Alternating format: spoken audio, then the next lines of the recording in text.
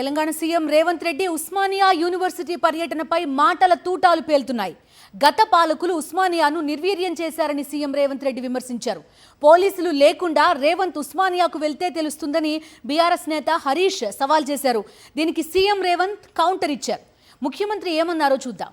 ముఖ్యమంత్రి రేవంత్ రెడ్డి ఉస్మానియా యూనివర్సిటీని సందర్శించారు. యూనివర్సిటీలో పలు ప్రారంభోత్సవాలు, శంకుస్థాపనలు చేశారు. 90 కోట్లతో నిర్మించిన వసతి భవనాలను ప్రారంభించిన ముఖ్యమంత్రి డిజిటల్ లైబ్రరీ, రీడింగ్ రూమ్లకు శంకుస్థాపన చేశారు. రేవంత్ రెడ్డి పర్యటన సందర్భంగా బీఆర్ఎస్ విద్యార్థి విభాగంకు చెందిన పలువురు నేతలను పోలీసులు అదుపులోకి తీసుకున్నారు. మరోవైపు యూనివర్సిటీలో ఎటువంటి అవాంఛనీయ సంఘటనలు జరగకుండా పోలీసులు కట్టుదిట్టమైన భద్రతా ఏర్పాట్లు చేశారు. యూనివర్సిటీ కార్యక్రమంలో మాట్లాడిన రేవంత్ రెడ్డి వచ్చే డిసెంబర్లో మళ్లీ వచ్చి ఆర్ట్స్ కాలేజీలో మీటింగ్ పెడతానని ప్రకటించారు.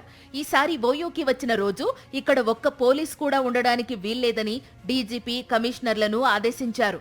విద్యార్థులకు నిరసన తెలిపే స్వేచ్ఛ ఇవ్వాలని, స్టూడెంట్స్ ప్రశ్నలకు సమాధానం చెప్పే చిత్తశుద్ధి తనకు ఉందన్నారు రేవంత్ రెడ్డి. ఠాగూర్ ఆడిటోరియం కాదు, మా వీసీ గారికి, మా పోలీస్ సిబ్బందికి చెప్తున్నా, ఆ ఎల్ల నేను వచ్చిన రోజు క్యాంపస్ లోపల ఒక్క పోలీసు కూడా పెట్టకండి.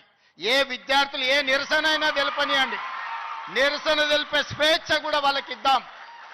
ఆర్ట్స్ కాలేజ్ ముందు మీటింగ్ పెడతా, మీకు కావలసిన 100 కోట్ల నిధులు ఇస్తా. మళ్ళీ మీటింగ్ ఆర్ట్స్ కాలేజ్ దగ్గరనే.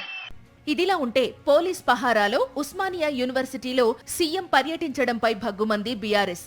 కాంగ్రెస్ ప్రభుత్వం యువతకు ఇచ్చిన హామీలను అమలు చేయలేదని విమర్శించారు ఆ పార్టీ నేతలు.